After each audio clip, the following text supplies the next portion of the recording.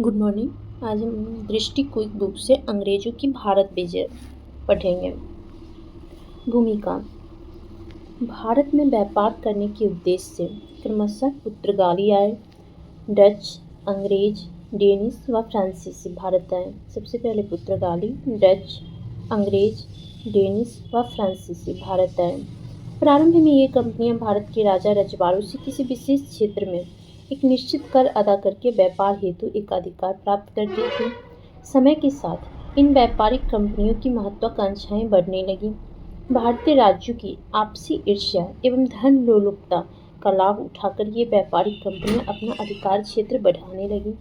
18वीं शती तक एक और जहां मुगल शक्ति प्रायः छिन्न हो चुकी थी 18वीं शती तक एक और जहां मुगल शक्ति प्रायः छिन्न हो चुकी थी, वहीं दूसरी ओर अन्य छोटे बड़े राज्यों में भी किसी केंद्रीय शक्ति का अभाव था।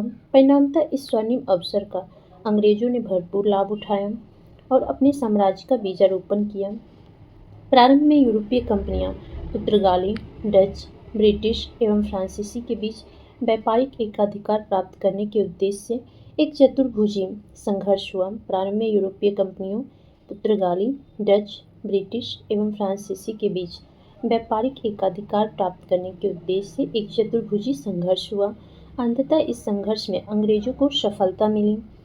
चतुर्भुजी संघर्ष में सफल होने के बाद अंग्रेजों ने भारतीय राज्यों क्रमशः बंगाल, मैसूर, मराठा एवं सिख आदि को जीतना प्रारंभ किया।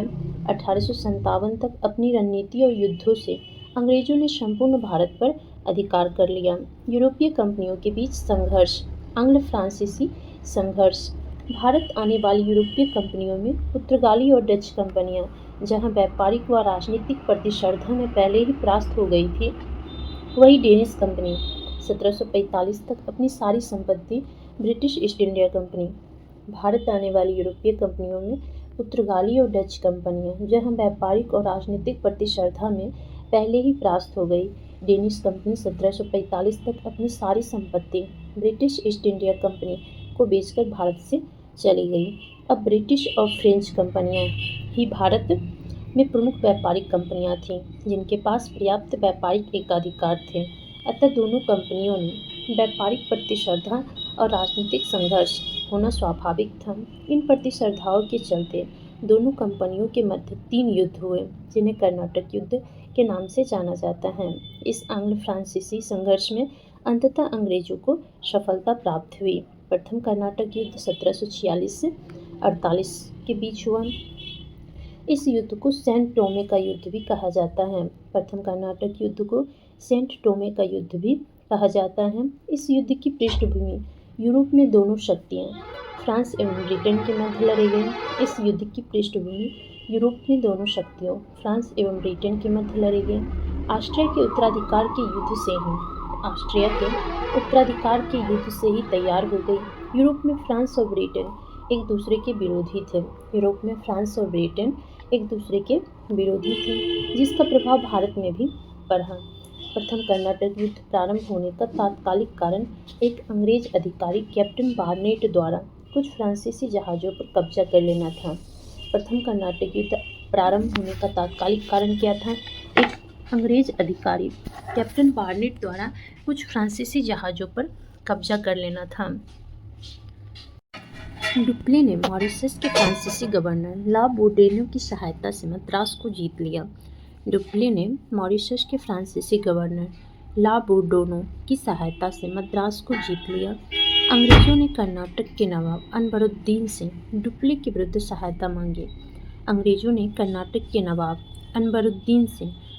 विरुद्ध सहायता मांगी। हालांकि हस्तक्षेप के बाद भी डुप्ले ने मद्रास घेरा नहीं छोड़ा।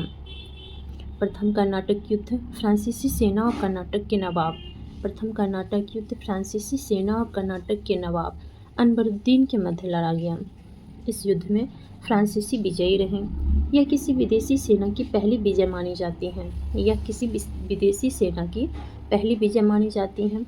इस विजय का मुख्य कारण फ्रांसीसियों का तोपखाना था। प्रथम कर्नाटक युद्ध फ्रांसीसी सेना और कर्नाटक के नवाब के बीच हुआ, जिसमें फ्रांसीसी विजय हुआ। इसका मुख्य कारण क्या था? फ्रांसीसियों का तोपखाना। प्रथम कर्नाटक युद्ध का अंत 1748 में हुआ। 1746 से 1748 में ऑस्ट्रिया के उत्तराधिकार युद्ध की समाप्ति के पश्चात हुई। ऑस्ट्रिया के उत्तराधिकार युद्ध की समाप्ति के पश्चात हुई। एला सापेल की संधि 1748 से हुआ। प्रथम कर्नाटक युद्ध का अंत एला सापेल की संधि 1748 के तहत हुआ। इस संधि की शर्तों के अनुसार मद्रास अंग्रेजों को तथा अमेरिका में लुईबर्ग फ्रांसीसियों को वापस मिल गया। इस संधि के तहत मद्रास अंग्रेजों को और अमेरिका में लुईबर्ग फ्रांसीसियों को वापस मिल गया। इस तरह युद्ध के प्रथम दौर में दोनों दल बराबर रहे। प्रथम कर्नाटक युद्ध का कोई तात्कालिक राजनीतिक प्रभाव भारत पर नहीं पड़ा।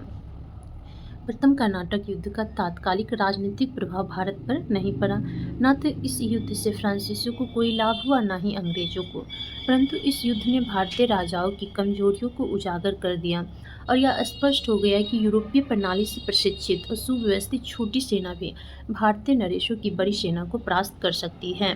फ्रांसीसी सत्ता और शक्ति का प्रभुत्व दक्षिण भारत के राज्यों पर जम गया। फ्रांसीसी सत्ता और शक्ति का प्रभुत्व जो था दक्षिण भारत के राज्यों पर जम गया और भारतीय नरेश अपनी राजनीतिक समस्याओं के समाधान के लिए फ्रांसीसी सहायता प्राप्त करने को उत्सुक हो गए। भारतीय नरेश जो है अपनी राजनीतिक समस्या के समाधान के लिए फ्रांसीसी सहायता प्राप्त करने को उत्सुक हो गए। द्वितीय कर्नाटक युद्ध 1749 से 1754। इस युद्ध की पृष्ठभूमि भारतीय परिस्थितियों ने तैयार की। हैदराबाद के संस्थापक एक स्वतंत्र राज्य के रूप में निजाम उल मुल्क की 1748 में मृत्यु के बाद उसके पुत्र नासिर जंग और पौत्र मुजफ्फर जंग में गद्दी के लिए संघर्ष छिड़ गया।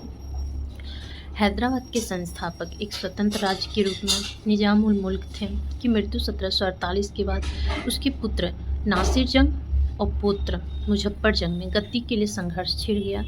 कर्नाटक में भी ऐसी स्थिति तब बन गई जब मराठों ने 7 वर्ष तक कैद में रखने के बाद चंदा साहब को आज़ाद कर दिया।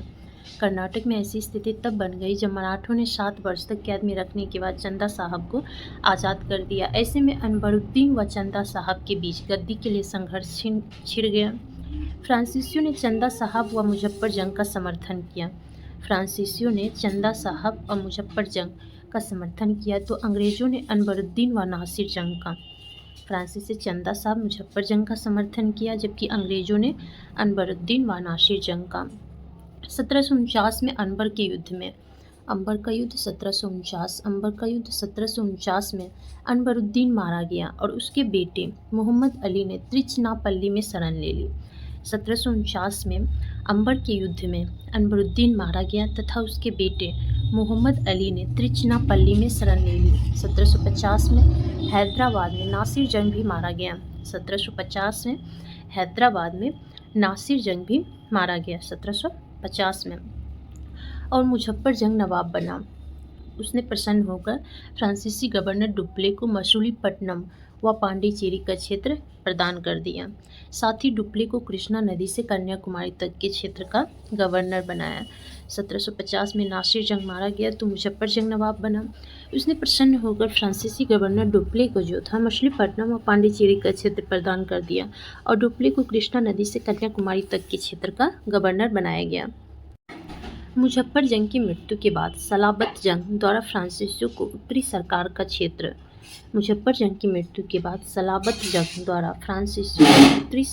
क्षेत्र मुस्तफानगर, चिरकाल, राजमुंद्री, एलोट प्रदान किया गया।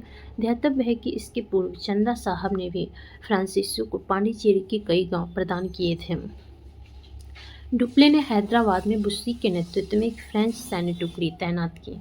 डुप्ले जो था हैदराबाद में बुस्सी के नेतृत्व में एक फ्रेंच सैन्य टुकड़ी तैयार की। इस तरह दक्षिणी क्षेत्र में फ्रांसीसियों का नियंत्रण और भी प्रभावी हो गया। एक ब्रिटिश क्लर्क के रूप में भारत आए क्लाइव ने कूटनीति का प्रयोग किया। उसने त्रिचनापल्ली पर दबाव कम करने के लिए अर्काट के किले को घेर लिया। एक ब्रिटिश क्लर्क के रूप में आया था क्लाइव ने कूटनीति का प्रयोग किया और त्रिचनापल्ली पर दबाव कम करने के लिए अर्काट के किले को घेर लिया। इसी समय तंजौर के सेनापति ने धोखे से चंदा साहब की हत्या कर दी। जब त्रिचनापल्ली में फ्रांसीसियों ने आक्रमण किया वे अंग्रेजों से परास्त हुए। इसी समय फ्रांसीसी सरकार द्वारा डुप्ले को वापस बुला लिया गया और गोडेयू को पांडिचेरी का अगला गवर्नर बनाकर भारत भेजा गया। इसी समय क्या गया, डुप्ली को फ्रांसीसी सरकार बुला लिया और गोडेहियो को पांडिचेरी का अगला गवर्नर बनाकर भारत भेजा गया। गोडेहियो के प्रयासों से अंग्रेजी कंपनी के साथ 1754 में पांडिचेरी की संधि हुई, जिसके तहत दोनों पक्ष युद्ध विराम पर सहमत हुए। गोडेहियो के प्रयासों से अंग्रेजी कंपनी के साथ 1754 में पांडिचेरी की संधि हुई, जिसके तहत दोनों पक्ष युद्ध विराम पर सहमत हुए। इस संधि के परिणाम स्वरूप दोनों कंपनियों को अपने अपने क्षेत्र वापस मिल गए। इस संधि के परिणाम स्वरूप दोनों कंपनियों को अपने अपने क्षेत्र वापस मिल गए। अंग्रेजों के समर्थक मोहम्मद अली को कर्नाटक का नवाब बनाया गया। अंग्रेजों के समर्थक मोहम्मद अली को कर्नाटक का नवाब बनाया गया। इस संधि के परिणाम स्वरूप दोनों कंपनियों को अपने अपने क्षेत्र वापस मिल गए। अंग्रेजों के समर्थक मोहम्मद अली को कर्नाटक का नवाब बनाया गया। इस संधि में दोनों कंपनियों ने भारतीय नरेशों के झगड़ों में हस्तक्षेप न करने का वादा किया। इस संधि के तहत क्या है, दोनों कंपनियां जो हैं भारतीय नरेशों के झगड़ों में हस्तक्षेप न करने का वादा किया। तृतीय कर्नाटक युद्ध 1758 से 1763। तृतीय कर्नाटक युद्ध 1756 में ऑस्ट्रिया और इंग्लैंड के बीच वर्सा में शुरू हुए सप्तवर्षीय युद्ध का ही विस्तार था। तृतीय कर्नाटक युद्ध जो था 1756 में ऑस्ट्रिया तथा इंग्लैंड के बीच वर्सा में शुरू हुए सप्तवर्षीय युद्ध का ही विस्तार था। यूरोप में फ्रांस ऑस्ट्रिया को तथा इंग्लैंड प्रशा को समर्थन दे रहे थे। प्रशा को समर्थन दे रहे थे, जिसका प्रत्यक्ष प्रभाव भारत में उपस्थित दोनों शक्तियों के संबंधों पर पड़ा। तृतीय कर्नाटक युद्ध का तात्कालिक कारण फ्रांस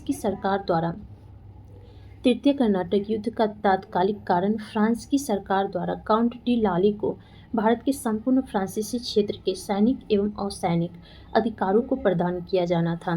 तृतीय कर्नाटक युद्ध का तात्कालिक कारण फ्रांस की सरकार द्वारा काउंट डी लाली को भारत के संपूर्ण फ्रांसीसी क्षेत्र के सैनिक और सैनिक अधिकारों को प्रदान किया जाना था। 1758 में लाली ने फोर्ट सेंट डेविड पर नियंत्रण स्थापित कर लिया। हालांकि तंजौर पर अधिकार करने में वह असफल रहा। काउंट डी लाली जो है तंजौर पर अधिकार करने में असफल रहा। लाली ने युद्ध में अपनी स्थिति मजबूत करने के लिए बुस्सी को हैदराबाद से वापस बुला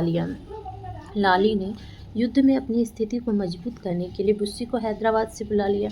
जो कालांतर में उसकी एक रणनीतिक भूल साबित हुई। दूसरी तरफ अंग्रेजी नौसेना ने एडमिरल पॉकॉक के नेतृत्व में फ्रांसीसी बेड़े को 3 बार मात दी। अंग्रेजी नौसेना जो था एडमिरल पॉकॉक के नेतृत्व में फ्रांसीसी बेड़े को 3 बार मात दी। इसी समय क्लाइव और वाटसन ने चंद्रनगर को अपने अधिकार में ले लिया। 1760 में अंग्रेजी सेना नायक सर आयरकूट के नेतृत्व में वांडीवाश का युद्ध 22 जनवरी 1760 हुआ, जिसमें फ्रांसीसियों की हार हुई। 1760 में अंग्रेजी सेना नायक सर आयरकूट के नेतृत्व में वांडीवाश का युद्ध 22 जनवरी 1760 हुआ, जिसमें फ्रांसीसियों की हार हुई। अंग्रेजों ने बुस्सी को कैद कर लिया। 1761 में पांडिचेरी पर अपना नियंत्रण स्थापित करने के बाद माहे एवं जिंजी पर भी उन्होंने कब्जा कर लिया। अंग्रेजों ने 1761 में पांडिचेरी पर अपना नियंत्रण स्थापित करने के बाद माहे एवं जिंजी पर भी उन्होंने कब्जा कर लिया। तृतीय कर्नाटक युद्ध का अंत 1763 में पेरिस की संधि से हुई। इस संधि की शर्तों के अनुसार अंग्रेजों ने फ्रांसीसियों को भारत में विजित सारी फैक्ट्रियां लौटा दी। तृतीय कर्नाटक युद्ध का अंत सन 1763 में पेरिस की संधि से हुई। इस संधि की शर्तों के अनुसार अंग्रेजों ने फ्रांसीसियों की भारत में विजित सारी फैक्ट्रियां लौटा दी। अब वे फ्रांसीसी कंपनी फैक्ट्रियों की किलेबंदी नहीं कर सकते थे, ना ही वहां सैनिक रख सकते थे। अब फैक्ट्रियां केवल व्यापार केंद्रों के रूप में कार्य कर सकती थीं। तृतीय कर्नाटक युद्ध पूर्णतः निर्णायक था। अब फ्रांसीसी भारत में एक स्वतंत्र शक्ति के रूप में समाप्त हो चुके थे। पेरिस संधि के बाद फ्रांसीसियों ने भारत में अपने राज्य विस्तार के विचार को छोड़ दिया। पेरिस संधि के बाद फ्रांसीसियों ने भारत में अपने राज्य विस्तार के विचार को छोड़ दिया, अपना सारा ध्यान व्यापार पर केंद्रित किया। पेरिस की संधि ने भारत में फ्रांसीसी साम्राज्य की डुप्ले द्वारा रखी मजबूत नींव को उखाड़ फेंका। पेरिस की संधि ने भारत में फ्रांसीसी साम्राज्य की डुप्ले द्वारा रखी मजबूत नींव को उखाड़ फेंका। लगभग 20 वर्ष की अवधि तक चलने वाले कर्नाटक युद्धों के बाद फ्रांसीसियों की हार ने यह स्पष्ट कर दिया था कि भारत के आगामी सर्वेसर्वा अंग्रेज ही होंगे। लगभग 20 वर्ष की अवधि तक चलने वाले कर्नाटक युद्धों के बाद फ्रांसीसियों की हार ने स्पष्ट कर दिया कि भारत के आगामी सर्वेसर्वा कौन होंगे, अंग्रेज ही होंगे। अंग्रेजों की सफलता फ्रांसीसियों की असफलता का कारण क्या था? फ्रेंच कंपनी जहां राजकीय संरक्षण और शासकीय सहायता पर निर्भर थी फ्रेंच कंपनी जहां राजकीय संरक्षण और शासकीय सहायता पर निर्भर थी, वही ब्रिटिश कंपनी एक गैर सरकारी संस्था थी। वह ब्रिटिश सरकार के नियंत्रण से मुक्त थी। फ्रेंच कंपनी की आर्थिक स्थिति ब्रिटिश कंपनी की तुलना में कमजोर थी। ब्रिटिश कंपनी के पास व्यापार करने के लिए मध्य भारत, बंगाल, बम्बई, मद्रास था, वही फ्रेंच कंपनी केवल दक्षिण भारत के क्षेत्रों तक ही सीमित थी। परिणामतः आर्थिक स्थिति मजबूत होने के कारण ही अंग्रेज अपने युद्धों के भार को उठा सके। अंग्रेजों का सैनिक संगठन फ्रांसीसियों की तुलना में सैनिक संगठन श्रेष्ठ था। फ्रांसीसी कंपनी के अधिकारियों में दूरदर्शिता का अभाव रहा। यथा डुप्ले की वापसी, बोर्डोनो में राजनीतिक दूरदर्शिता का अभाव, लाली की अति आक्रामकता जैसे कारक पतन का कारण बने। बंगाल में चंद्रनगर के फ्रांसीसी अधिकारियों ने नवाब सिराजुद्दौला का साथ नहीं दिया। बंगाल में चंद्रनगर के फ्रांसीसी अधिकारियों ने नवाब सिराजुद्दौला का साथ नहीं दिया। इससे बंगाल में अंग्रेज अपना आधिपत्य स्थापित कर सके। निष्कर्ष कहा जा सकता है कि आंग्ल फ्रांसीसी युद्धों में फ्रांसीसी पराजय में आर्थिक, राजनीतिक और सामरिक सभी पक्षों की भूमिका रही। फ्रांसीसियों की तुलना में अंग्रेजों के ये सभी पक्ष मजबूत साबित हुए। बंगाल का अधिग्रहण अंग्रेजों द्वारा बंगाल का अधिग्रहण भारत में 18वीं शताब्दी के उत्तरार्ध की ऐतिहासिक घटनाओं में एक है। केवल 8 वर्ष के अल्पकाल 1757 से 64 के मध्य बंगाल के नवाब सिराजुद्दौला, मीर जाफर, मीर कासिम अपनी संप्रभुता कायम रखने में असफल रहे। परिणामस्वरूप बंगाल में कंपनी की संप्रभुता स्थापित हुई। 1756 में बंगाल का नवाब अलीवर्दी खान की मृत्यु के बाद सिराजुद्दौला बंगाल का नवाब बना। बंगाल के नवाबों एवं अंग्रेजों के मध्य संघर्ष का प्रमुख कारण 1717 में मुगल बादशाह फ़र्रुख़ द्वारा जारी किया गया शाही फरमान था। बंगाल के नवाब अंग्रेजों के मध्य संघर्ष का क्या कारण था? 1717 में मुगल बादशाह फ़र्रुख़ द्वारा जारी किया गया शाही फरमान। बंगाल के नवाबों में अंग्रेजों के मध्य संघर्ष का प्रमुख कारण 1717 में मुगल बादशाह फ़र्रुख़ द्वारा जारी किया गया शाही फरमान था। इस फरमान द्वारा बंगाल में मात्र 3000 रुपये वार्षिक अदा पर कंपनी को उसके समस्त व्यापार में सीमा शुल्क से मुक्ति और कंपनी को इस क्षेत्र में वस्तुओं की आवाजाही पर हस्ताक्षर जारी करने का भी अधिकार दे दिया गया था। कंपनी के अधिकारियों ने उन पर हस्ताक्षर का दुरुपयोग करना प्रारंभ कर दिया। अधिकारी इसका इस्तेमाल व्यक्तिगत व्यापार पर कर न चुकाने के लिए करने लगे। इससे नवाब को राजस्व हानि हुई। बंगाल के नवाब सिराजुद्दौला और ब्रिटिश कंपनी के बीच बढ़ते तनाव के कारण नवाब सिराजुद्दौला ने कलकत्ता फोर्ट विलियम पर आक्रमण कर अंग्रेजों को वहां से भागने पर विवश कर दिया। अंग्रेजों ने भागकर फुल्टा द्वीप पर शरण ली। सिराजुद्दौला जब फोर्ट विलियम पर आक्रमण किए तो अंग्रेज वहां से भागकर फुल्टा द्वीप पर शरण ली। कलकत्ता के किले पर आक्रमण के समय ब्लैक होल नामक एक घटना 20 जून 1756 का उल्लेख मिलता है, जिसे हॉलवेल ने प्रस्तुत किया, जिसके अनुसार नवाब सिराजुद्दौला ने एक छोटी सी काल कोठरी में 146 अंग्रेजों को बंद कर दिया था, जिसमें से महज 23 ही जिंदा बच सके। नवाब सिराजुद्दौला ने मानिक चंद को कलकत्ता का प्रभारी बनाया। नवाब सिराजुद्दौला जो है मानिक चंद को कलकत्ता का प्रभारी बनाया और इसका नाम बदलकर अलीनगर रख दिया। लेकिन मानिक चंद ने रिश्वत लेकर किला अंग्रेजों को सौंप दिया। क्लाइव द्वारा फ्रांसीसी बस्ती चंद्रनगर पर विजय के उपरांत बंगाल में अंग्रेजों की स्थिति और मजबूत हो गई। क्लाइव द्वारा फ्रांसीसी बस्ती चंद्रनगर पर विजय के उपरांत बंगाल में अंग्रेजों की स्थिति और मजबूत हो गई। अंततः सिराजुद्दौला को अलीनगर की संधि फरवरी 1757 विवश होना पड़ा।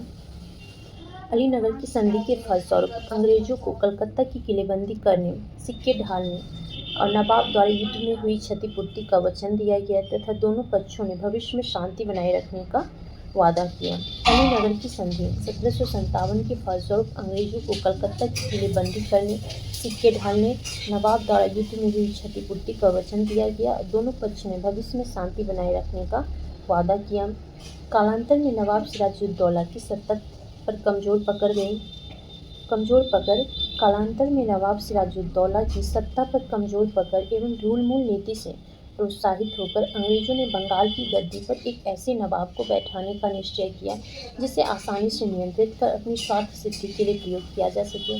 ध्यातव्य है, अंग्रेजों के इस षड्यंत्र में दरबार के अन्य व्यक्ति भी शामिल थे। यथा पूर्णिया के नवाब शौकत जंग, सिराजुद्दौला की मौसी घसीटी बेगम, मीर जाफर राय दुर्लभ, जगत सेठ मानिक चंद, खादिम खान एवं अमी चंद। अंग्रेजों और दरबारियों द्वारा रचे गए इन षड्यंत्रों में कासिम बाजार के प्रमुख वाटसन की भूमिका अहम थी। प्लासी का युद्ध 23 जून 1757। प्लासी के युद्ध को भारतीय इतिहास के निर्णायक युद्धों में गिना जाता है क्योंकि इसने आगामी 200 वर्षों के लिए भारत की नीति को तय कर दिया था। प्लासी की लड़ाई 23 जून 1757 बंगाल के नवाब सिराजुद्दौला की सेना और रॉबर्ट क्लाइव के नेतृत्व में ईस्ट इंडिया कंपनी की सेना के बीच लड़ी गई। प्लासी की लड़ाई 23 जून 1757 को बंगाल के नवाब सिराजुद्दौला की सेना और रॉबर्ट क्लाइव के नेतृत्व में ईस्ट इंडिया कंपनी की सेना के बीच लड़ी गई। मीर जाफर ने सिराजुद्दौला को एक कपटपूर्ण परामर्श दिया। मीर जाफर ने सिराजुद्दौला को एक कपटपूर्ण परामर्श दिया और नवाब ने युद्ध को एक दिन के लिए स्थगित कर दिया। प्लासी के युद्ध।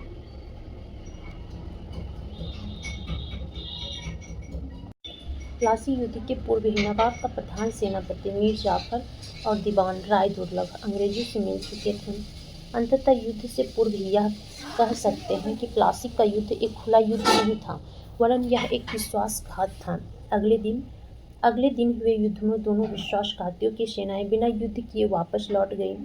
इस युद्ध में नवाब के विश्वसनीय सहयोगी मीर मदान और मोहनलाल वीरगति को प्राप्त हुए। युद्ध पश्चात नवाब सिराजुद्दौला भागकर मुर्शिदाबाद चला गया, जहां मीर जाफर के पुत्र मीरन ने मोहम्मद बेग द्वारा उसकी हत्या करवा दी। युद्ध पश्चात नवाब सिराजुद्दौला भागकर मुर्शिदाबाद चला गया, जहां मीर जाफर के पुत्र मीरन ने मोहम्मद बेग द्वारा उसकी हत्या करवा दी। सिराजुद्दौला की प्लासी के युद्ध का परिणाम एवं महत्व। कंपनी अब एक राजनीतिक शक्ति बनकर उभरी तथा बंगाल के संदर्भ में सर्वोच्च शक्ति बन गई, जिसने वहां निर्माता किंग मेकर की भूमिका अदा की। प्लासी के युद्ध ने अंग्रेजों की राजनीतिक शक्ति को स्थापित तो किया है, साथ ही अंग्रेजों की सुगम पहुंच बंगाल के संपन्न खजाने तक भी कर दी। इस आर्थिक सहूलियत से अंग्रेजों की वित्तीय स्थिति सुदृढ़ हो गई, जिससे उनकी सैन्य शक्ति को और मजबूती प्रदान की और अंग्रेज इसी खजाने के सहारे पूरे भारत पर नियंत्रण करने में सफल रहे। युद्ध पश्चात नवाब बने मीर जाफर ने कंपनी को 24 परगना की जमींदारी प्रदान की, साथ ही बंगाल, बिहार, उड़ीसा में मुक्त व्यापार की अनुमति प्रदान की। मीर कासिम का नवाब बनना। प्लासी के युद्ध के पश्चात अंग्रेजों द्वारा मीर जाफर को बंगाल का नवाब बनाया गया, लेकिन कालांतर में क्लाइव और कंपनी की बढ़ती मांगों के कारण नवाब की आर्थिक स्थिति काफ़ी कमज़ोर हो गई, जिससे उसे कई कठिन परिस्थितियों का सामना करना पड़ा। मीर जाफर कंपनी की मांगों को पूरा करने में असफल रहा। परिणामतः अंग्रेजों ने उसे नवाब के पद से अपदस्थ कर मीर कासिम को बंगाल का अगला नवाब घोषित किया। मीर कासिम को बंगाल का नवाब बनाए जाने की घटना को गवर्नर वेंसी टाट ने 1760 की क्रांति की संज्ञा दी। मीर कासिम को बंगाल का नवाब बनाए जाने की घटना को गवर्नर वेंसी टाट ने 1760 की क्रांति की संज्ञा दी, क्योंकि इस सत्ता परिवर्तन से अंग्रेजों को कई महत्वपूर्ण लाभ हुए। मीर कासिम और कंपनी। मीर कासिम ने नवाब का पद प्राप्त करने के लिए कार्यकारी गवर्नर हॉलवेल के साथ समझौता किया, जिसमें वर्धमान, मिदनापुर एवं चट्टगांव की जमींदारी कंपनी को सौंपी जानी थी। मीर कासिम ने नवाब का पद प्राप्त करने के लिए कार्यकारी गवर्नर हॉलवेल के साथ समझौता किया, जिसमें वर्तमान, मिदनापुर एवं चट्टगांव की जमींदारी कंपनी को सौंपी जानी थी। अंग्रेजों के हस्तक्षेप व दरबार के षड्यंत्रों से बचने के लिए मीर कासिम अपनी राजधानी को स्थानांतरित करके मुर्शिदाबाद से मुंगेर ले गया। मीर कासिम अपनी राजधानी मुर्शिदाबाद से मुंगेर ले गया। उसने यूरोपीय मॉडल पर अपनी सेना का सुदृढ़ीकरण किया, यूरोपीय मॉडल पर तोप तथा बंदूक का कारखाना स्थापित किया। वह वित्तीय भ्रष्टाचार को समाप्त करने का भी प्रयास किया। मीर कासिम द्वारा नौकरशाही का पुनर्गठन किया। दस्तक के दुरुपयोग पर प्रतिबंध लगाने का भी प्रयास किया। मीर कासिम दस्तक के दुरुपयोग पर भी प्रतिबंध लगाने का प्रयास किया। सैन्य सुधारों और 1763 में नवाब द्वारा आंतरिक व्यापार पर लगे सभी करों को समाप्त कर देने से नवाब और कंपनी के संबंधों में तनाव आ गया। सैन्य सुधारों और 1763 में नवाब द्वारा आंतरिक व्यापार पर लगे सभी करों को समाप्त कर देने से नवाब और कंपनी के संबंध में तनाव आ गया। करों को समाप्त कर देने से अंग्रेजों के विशेषाधिकार समाप्त हो गए। राजस्व वृद्धि हेतु मीर कासिम द्वारा एक अतिरिक्त कर खिजरी जमा लगाया गया, जो सभी के लिए था। परिणाम स्वरूप जुलाई 1763 में अंग्रेजों ने मीर कासिम के विरुद्ध औपचारिक युद्ध की घोषणा कर दी तथा मीर जाफर को पुनः बंगाल का नवाब घोषित कर दिया। इस प्रकार बक्सर के युद्ध की पृष्ठभूमि तैयार हुई। बंगाल से निष्कासित होने के बाद मीर कासिम ने अवध के नवाब शुजाउद्दौला से शरण मांगी। स्मरणीय हो, अवध में इस समय मुगल सम्राट शाह आलम द्वितीय अली गौहर पहले ही शरणार्थी का जीवन व्यतीत कर रहा था। फलतः इन तीनों ने संयुक्त होकर अंग्रेजों के विरुद्ध एक समझौता किया, जिसके परिणाम स्वरूप अक्टूबर 1764 में बक्सर का युद्ध हुआ। बक्सर का युद्ध 22 अक्टूबर 1764। बक्सर के युद्ध में अंग्रेजों की सेना का नेतृत्व हेक्टर मुंडो ने किया था अंग्रेज की तरफ से, और मीर कासिम की सेना का नेतृत्व गुरगिन खान द्वारा किया गया। बक्सर के युद्ध में अंग्रेजी सेना का नेतृत्व हेक्टर मुंडो, मीर कासिम की सेना का नेतृत्व गुरगिन खान द्वारा किया गया। बक्सर के युद्ध में शुजाउद्दौला, मीर कासिम और शाह आलम द्वितीय। बक्सर के युद्ध में शुजाउद्दौला, मीर कासिम, शाह आलम द्वितीय की नेतृत्व वाली सम्मिलित सेना की पराजय हुई। इस युद्ध के पश्चात शाह आलम द्वितीय अंग्रेजों की शरण में आ गया। दूसरी ओर नवाब शुजाउद्दौला ने कुछ दिन तक विरोध करने के बाद आत्मसमर्पण कर दिया। मीर कासिम दिल्ली की ओर भाग गया, जहाँ 1777 में उसकी मृत्यु हो गई। बक्सर युद्ध का परिणाम और महत्व। बक्सर का युद्ध सैन्य दृष्टिकोण से अंग्रेजों की बहुत बड़ी सफलता थी, क्योंकि प्लासी के युद्ध की विजय सिराजुद्दौला के सेनानायकों के विश्वासघात का परिणाम थी। प्लासी के युद्ध की विजय सिराजुद्दौला के सेनानायकों के विश्वासघात का परिणाम थी, किंतु बक्सर के युद्ध में अंग्रेज बिना किसी छल कपट के विजयी हुए थे।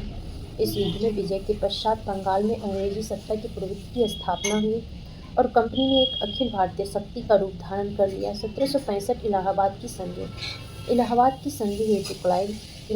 संधि हेतु क्लाइव दूसरी बार बंगाल का गवर्नर बनकर भेजा गया। यह संधि 2 चरणों में संपन्न हुई। इलाहाबाद की प्रथम संधि 12 अगस्त 1765। यह संधि मुगल सम्राट शाह आलम द्वितीय अंग्रेज गवर्नर क्लाइव के मध्य संपन्न हुई। इस संधि के तहत कंपनी को मुगल सम्राट शाह आलम द्वितीय से अस्थायी रूप से बंगाल, बिहार, उड़ीसा की दीवानी प्राप्त हुई।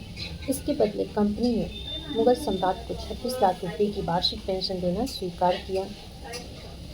मुगल सम्राट शाह आलम द्वितीय से अस्थायी रूप से बंगाल, बिहार, उड़ीसा की दीवानी प्राप्त हुई। इसके बदले कंपनी ने मुगल सम्राट शाह आलम द्वितीय को 26 लाख रुपये की वार्षिक पेंशन देना स्वीकार किया।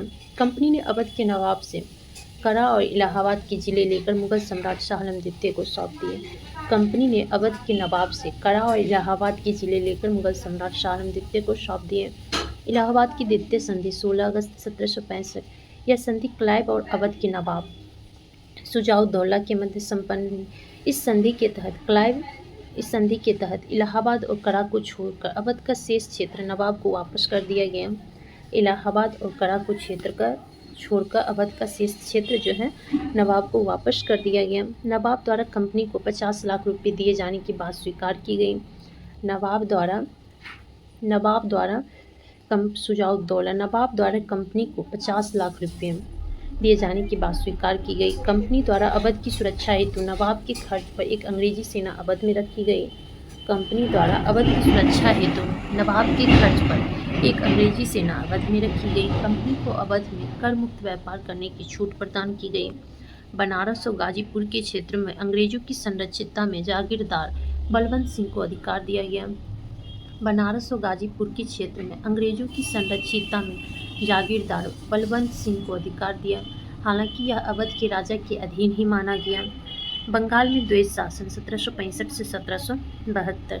1765 में अपने पिता मीर जाफर की मृत्यु के पश्चात 1765 में अपने पिता मीर जाफर बंगाल में द्वैत शासन 1765 से 1772। 1765 में अपने पिता मीर जाफर की मृत्यु के पश्चात नजमुद्दौला को कंपनी द्वारा इस शर्त पर नवाब बनने की अनुमति दी गई कि कंपनी निजामत के कार्यों की देखरेख के लिए नायब सूबेदार नियुक्त करेगी। कंपनी जो है निजामत के कार्यों की देखरेख के लिए नायब सूबेदार नियुक्त करेगी। कंपनी ने नायब दीवान और नायब निजाम के रूप में मोहम्मद रजा खां को नियुक्त किया। परिणाम स्वरूप कंपनी का बंगाल की पुलिस और न्यायिक शक्तियों पर पूर्ण नियंत्रण स्थापित हो गया। परिणाम स्वरूप कंपनी का बंगाल की पुलिस और न्यायिक शक्तियों पर पूर्ण नियंत्रण स्थापित हो गया। इतिहास में इस व्यवस्था को द्वैत शासन के नाम से जाना जाता है। इस व्यवस्था के अंतर्गत प्रशासन, राजस्व वसूली और दीवानी न्याय का अधिकार कंपनी के पास था। आंतरिक शांति व्यवस्था, फौजदारी न्याय और समस्त प्रशासनिक दायित्व नवाब पर छोड़ दिया। यह एक ऐसी व्यवस्था थी जिसमें अधिकार और उत्तरदायित्व दोनों को अलग कर दिया गया था। इतिहास में 1765 में अपने पिता मीर जाफर की मृत्यु के पश्चात नजमुद्दौला कंपनी द्वारा इस शर्त पर नवाब बनने की अनुमति दी गई कि कंपनी निजामत के कार्यों की देखरेख के लिए नायब सूबेदार नियुक्त करेगी, और कंपनी ने नायब दीवान और नायब निजाम के रूप में मोहम्मद रजा खां को नियुक्त किया। परिणाम स्वरूप कंपनी का बंगाल की पुलिस और न्यायिक शक्तियों पर पूर्ण नियंत्रण स्थापित हो गया। इतिहास में इस व्यवस्था को द्वैत शासन के नाम से जाना जाता है।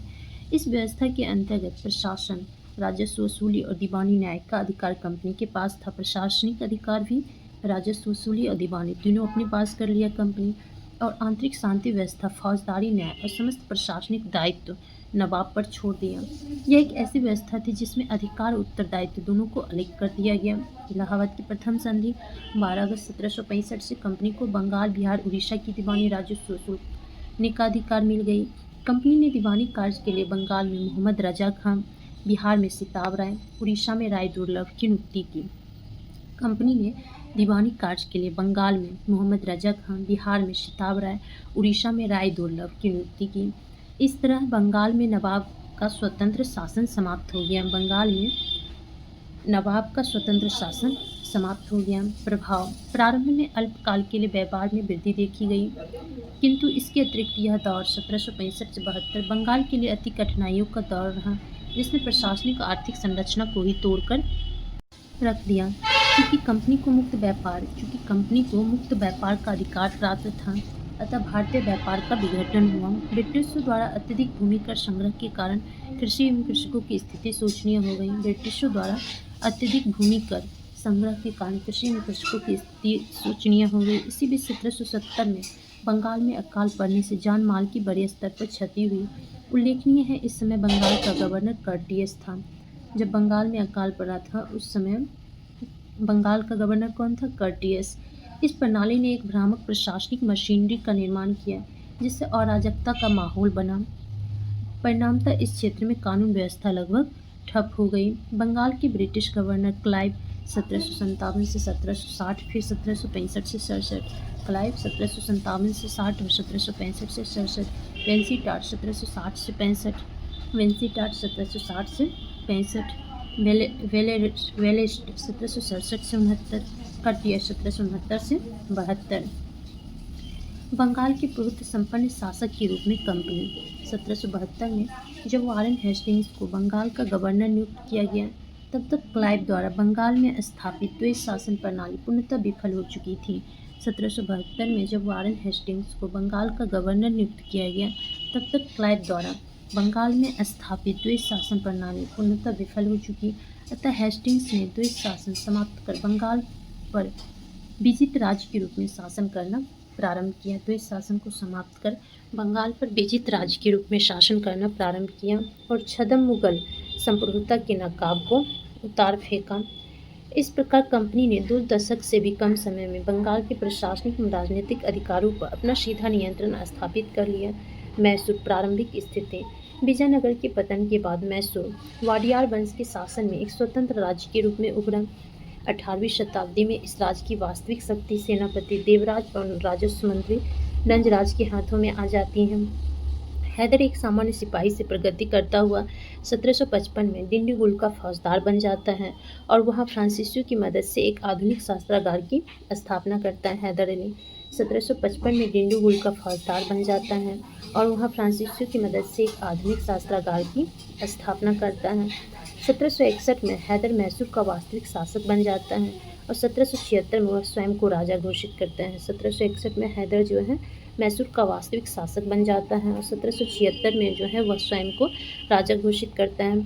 उल्लेखनीय है कि हैदर पेशवा माधव राव से परास्त तो होता है, उल्लेखनीय हैदर जो है पेशवा माधवराव से परास्त होता है और मराठों को चौदहवीं देने को विवश होता है, किंतु माधवराव की मृत्यु के बाद पुनः अपने क्षेत्रों को वापस जीत लेता है। थोड़े ही समय में मैसूर का एक शक्तिशाली राज्य के रूप में उभरना पड़ोसी राज्यों को ईर्ष्या का सबब बनता है। हैदर ने अंग्रेजों के विरुद्ध नौसेना के महत्व की पहचान कर ली। हैदर ने अंग्रेजों के विरुद्ध नौसेना के महत्व की पहचान कर ली, जिसे व्यवहारिक रूप देने का कार्य टीपू सुल्तान ने किया। प्रथम आंग्ल मैसूर युद्ध 1767 से 1769। 1767 से 69 के बीच मराठा तथा निजाम से संधि कर अंग्रेजों ने हैदर अली के खिलाफ युद्ध प्रारंभ किया। 1767 से 69 के बीच मराठा और निजाम से संधि कर अंग्रेजों ने हैदर अली के खिलाफ युद्ध प्रारंभ किया, जिसे प्रथम आंग्ल मैसूर युद्ध के नाम से जाना जाता है। परंतु कुछ समय बाद ही निजाम हैदर अली की ओर आ गया। हैदर अली की ओर आ गया। अंग्रेजों ने अपनी हार देखते हुए संधि का प्रस्ताव रखा। दक्कन में भारतीय शक्तियों में हैदर अली पहला व्यक्ति था जिसने अंग्रेजों को पराजित किया। प्रथम आंग्ल मैसूर युद्ध हैदर अली और अंग्रेजों के बीच एक संधि, मद्रास की संधि के बाद समाप्त हुआ। संधि के अनुसार एक दूसरे के जीते हुए प्रदेशों को लौटा दिया गया तथा युद्ध की स्थिति में दोनों ने एक दूसरे का साथ देने की बात भी स्वीकार की। द्वितीय आंग्ल मैसूर युद्ध 1780 से 84। एक बार पुनः अंग्रेजों और हैदर के बीच संबंध कटु हुए। जब 1770 से 71 में मराठों ने उस पर आक्रमण किया, अंग्रेजों ने सहायता नहीं दी। द्वितीय आंग्ल मैसूर युद्ध जब मराठा, चूंकि प्रथम आंग्ल मैसूर युद्ध में संधि हुआ था जिसमें ये बोला गया था कि संधि के अनुसार एक दूसरे मद्रास की संधि के तहत एक दूसरे के जीते हुए प्रदेश को लौटा दिया गया। युद्ध की स्थिति में दोनों जो है एक दूसरे का साथ देंगे, लेकिन ऐसा नहीं हुआ। द्वितीय आंग्ल मैसूर युद्ध हुआ 1780 से 84। एक बार पुनः अंग्रेजों और हैदर के बीच संबंध कटु हुए जब 1770 से 71 में मराठों ने उस पर आक्रमण किया और अंग्रेजों ने सहायता नहीं दी। मराठा आक्रमण किया, अंग्रेज जो है उसको सहायता नहीं दिया। 1769 मद्रास की संधि की शर्तों का उल्लंघन था। 1780 में हैदर अली ने कर्नाटक में अर्काट पर आक्रमण कर द्वितीय आंग्ल मैसूर युद्ध की शुरुआत की। 1780 में हैदर अली ने कर्नाटक में अर्काट पर आक्रमण कर द्वितीय आंग्ल मैसूर युद्ध की शुरुआत की। इस युद्ध में निजाम व मराठों ने उसका साथ दिया। इस युद्ध में निजाम व मराठों ने हैदर अली का साथ दिया। उसने अंग्रेज कर्नल बेली को बुरी तरह परास्त कर अर्काट पर अधिकार कर लिया। 1780 से 81 का वर्ष ब्रिटिश साम्राज्य के लिए सर्वाधिक संकट का वर्ष था, क्योंकि जहां अमेरिकी उपनिवेश स्वतंत्र हो रहे थे, वहां फ्रांस, हॉलैंड, स्पेन जैसे ब्रिटिशों के विरुद्ध अमेरिकियों का साथ दे रहे थे। भारत में भी मैसूर निजाम मराठा का त्रिगुट इनके विरुद्ध लड़ रहा था। तत्कालीन गवर्नर जनरल वारेन हेस्टिंग्स ने हैदर अली से मुकाबले के लिए आयरकूट को दक्षिण भेजा। तत्कालीन गवर्नर जनरल वारेन हेस्टिंग्स था उस समय। हैदर अली से मुकाबले के लिए आयरकूट को दक्षिण भेजा, जिसने अपनी सफल कूटनीति से महाजी सिंधिया और निजाम को अंग्रेज विरोधी गुट से अलग करने में सफलता प्राप्त की।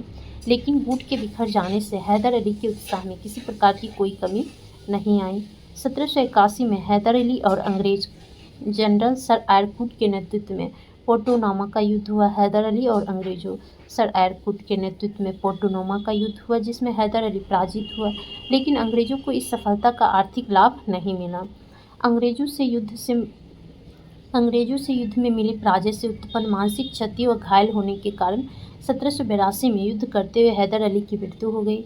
हैदर अली की मृत्यु के बाद उसका पुत्र टीपू सुल्तान मैसूर का अगला शासक बना।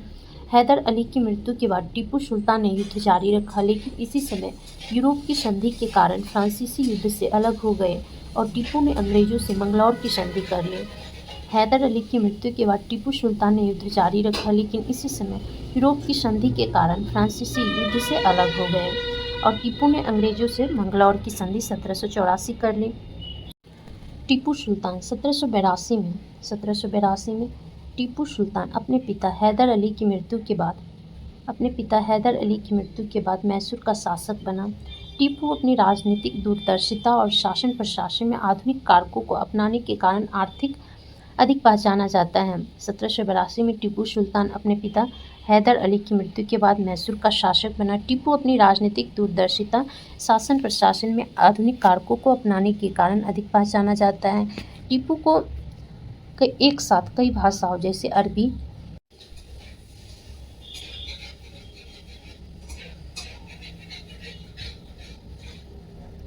टीपू को एक साथ कई भाषाओं जैसे अरबी, फारसी, उर्दू, कन्नड़ आदि का ज्ञान था। उसने अपने नवीन प्रयोगों के अंतर्गत नई मुद्रा, नई मापतौल इकाई और नवीन संवत कैलेंडर का प्रचलन किया। टीपू सुल्तान ने अपने सैन्य संगठन को यूरोपीय पद्धति के अनुरूप संगठित किया। अपनी प्रशासनिक व्यवस्था में पाश्चात्य तत्वों को भी अपनाया। 1796 में अंग्रेजी नौसेना से मुकाबले के उद्देश्य से टीपू ने एक आधुनिक नौसेना खड़ी करने की कोशिश की। मौलिदाबाद, वाजिदाबाद, मंगलौर आदि में टीपू ने पोत निर्माण घाट, डॉकयार्ड का निर्माण कराया। टीपू ने अपने पिता हैदर अली के विपरीत, जिसने सार्वजनिक रूप से शाही उपाधि धारण नहीं की, बादशाह की उपाधि धारण की। टीपू सुल्तान तथा अपने नाम से सिक्के जारी किए। टीपू बादशाह की उपाधि धारण की और सिक्के जारी किए। टीपू सुल्तान फ्रांसीसी क्रांति से प्रभावित था। उसने अपनी राजधानी श्रीरंगपट्टनम में टीपू सुल्तान जो है अपनी राजधानी श्रीरंगपट्टनम में स्वतंत्रता का वृक्ष लगवाया। जैकोबिन क्लब का सदस्य बन गया। अपने को नागरिक टीपू पुकारा। जब 1791 में मराठा घुड़सवारों ने श्रृंगेरी के शारदा मंदिर को लूटा तो श्रृंगेरी के मुख्य पुरोहित की प्रार्थना पर टीपू ने मंदिर की मरम्मत के लिए तथा शारदा देवी की मूर्ति की स्थापना के लिए धन दिया। जब 1791 में मराठा घुड़सवारों से श्रृंगेरी के शारदा मंदिर को लूटा और श्रृंगेरी के मुख्य पुरोहित की प्रार्थना पर टीपू ने मंदिर की मरम्मत के लिए और शारदा देवी की मूर्ति की स्थापना के लिए धन दिया। टीपू भारत का प्रथम शासक था जो आर्थिक शक्ति को सैन्य शक्ति की नींव मानता था। टीपू जो है भारत का प्रथम शासक था जो आर्थिक शक्ति को सैन्य शक्ति की नींव मानता था। टीपू ने यूरोपीय के समान ही व्यापारिक कंपनी के निर्माण की बात कही और इसी उद्देश्य से उसने आधुनिक उद्योगों की स्थापना को भी प्रोत्साहन दिया। उसने देशीय अंतर्देशीय व्यापार को बढ़ावा देने के लिए अनेक गुमास्तों को नियुक्त किया। कई उद्योगों को राजकीय सहायता दी। विदेशी व्यापार तथा अपने समकालीन विदेशी राजाओं से मैत्री संबंध बनाए रखने के लिए टीपू ने फ्रांस, तुर्की, ईरान, पेगू में अपने व्यापारिक दूत तथा अरब, कस्तूनतुनिया, काबुल और मॉरिशस में अपने दूत मंडल भेजे। विदेशी व्यापार तथा अपने समकालीन विदेशी राजाओं से मैत्री संबंध बनाए रखने के लिए टीपू ने फ्रांस, तुर्की, ईरान, पेगू, बर्मा में अपने व्यापारिक दूत तथा अरब, कस्तूनतुनिया, काबुल, मॉरिशस में अपने दूत मंडल भेजे। उसने बंदरगाह वाले नगरों में व्यापारिक संस्थाएं स्थापित करके रूस में अरब के साथ व्यापार बढ़ाने की कोशिश की। टीपू अपने व्यक्तिगत धर्म के मामले में रूढ़िवादी था, किंतु अन्य धर्मों के प्रति उसने सहिष्णुता की नीति का अनुसरण किया। टीपू ने जमींदारी व्यवस्था के स्थान पर रेतवारी व्यवस्था को अपनाया। उसने कर मुक्त भूमि इनाम पर अधिकार कर पॉलीग्रो के पैतृक अधिकार को जब्त कर लिया। टीपू ने जो है कर मुक्त भूमि इनाम पर अधिकार कर पॉलीग्रो के पैतृक अधिकार को जब्त कर लिया। टीपू को सीधा साधा दैत्य कहा जाता था। टीपू को उसकी वीरता के कारण शेर मैसूर कहा जाता था। उसका मानना था कि शेर की तरह एक दिन जीना बेहतर है, लेकिन भेड़ की तरह लंबी जिंदगी जीना अच्छा नहीं। टीपू को यह श्रेय दिया जाता है कि वह प्रथम व्यक्ति था जिसने रॉकेट का युद्ध में प्रयोग किया। टीपू प्रथम व्यक्ति था जिसने रॉकेट का युद्ध में प्रयोग किया। तृतीय आंग्ल मैसूर युद्ध 1790 से 1792। टीपू मंगलौर की संधि से संतुष्ट नहीं था। फलस्वरूप उसने कस्तूनतुनिया और फ्रांस में अपने दूत भेजकर उनसे भी सहायता प्राप्त करने की कोशिश की। टीपू जो है मंगलौर की संधि से संतुष्ट नहीं था। फलस्वरूप उसने कस्तूनतुनिया और फ्रांस में अपने दूत भेजकर उनसे भी सहायता प्राप्त करने की कोशिश की। टीपू के समय लड़े गए तृतीय आंग्ल मैसूर युद्ध का कारण अंग्रेजों ने इसी आधार पर तैयार किया कि टीपू ने फ्रांसीसियों से अंग्रेजों के विरुद्ध गुप्त समझौता किया था। टीपू के समय लड़े गए तृतीय आंग्ल मैसूर युद्ध का कारण अंग्रेजों ने इसी आधार पर तैयार किया कि टीपू ने फ्रांसीसियों से अंग्रेजों के विरुद्ध गुप्त समझौता किया। टीपू ने 1789 में त्रावणकोर पर आक्रमण कर दिया। परिणामतः कॉर्नवालिस ने 1790 में सेना का नेतृत्व करते हुए बेलूर और बंगलौर पर अधिकार कर श्रीरंगपट्टनम पर आक्रमण किया। टीपू ने 1789 में त्रावणकोर पर आक्रमण किया। परिणामतः कॉर्नवालिस ने 1790 में सेना का नेतृत्व करते हुए बेलूर और बंगलौर पर अधिकार कर श्रीरंगपट्टनम पर आक्रमण किया।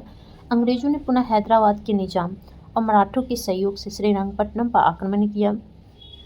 1792 में तत्कालिक गवर्नर जनरल कॉर्नवालिस ने टीपू के श्रीरंगपट्टनम स्थित किले को घेरकर उसे संधि के लिए मजबूर किया। अंग्रेजों और टीपू के बीच मार्च 1792 में श्रीरंगपट्टनम की संधि संपन्न हुई। संधि की शर्तों के अनुसार टीपू को अपने राज्य का आधा हिस्सा अंग्रेजों को उनके सहयोगियों को देना था।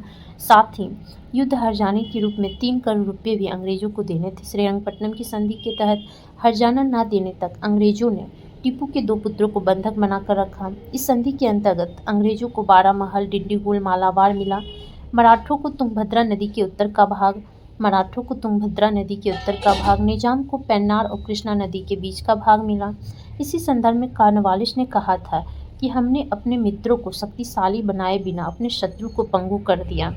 कॉर्नवालिस इसी संदर्भ में कहा था कि हमने अपने मित्रों को शक्तिशाली बनाए बिना अपने शत्रु को पंगु कर दिया। चतुर्थ आंग्ल मैसूर युद्ध 1799।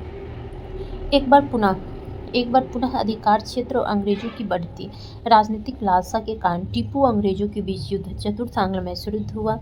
इस युद्ध के समय टीपू ने अंग्रेजों से मुकाबले हेतु अंतर्राष्ट्रीय सहयोग के लिए कई प्रयास किए। इसी संदर्भ में नेपोलियन से भी पत्र व्यवहार किया।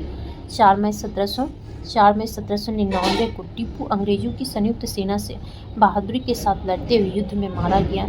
अंग्रेजों ने श्रीरंगपट्टनम पर अधिकार कर लिया। अंग्रेजों ने मैसूर पर नियंत्रण स्थापित करके पुराने वाडियार वंश के अल्पायु शासक कृष्णराज द्वितीय को सत्ता सौंपकर उससे सहायक संधि कर ली। टीपू सुल्तान की मृत्यु हो जाती है तो अंग्रेजों ने श्रीरंगपट्टनम पर अधिकार कर लिया और मैसूर पर नियंत्रण स्थापित करके पुराने वाडियार वंश के अल्पायु शासक कृष्णराज द्वितीय को सत्ता सौंपकर उससे सहायक संधि कर ली।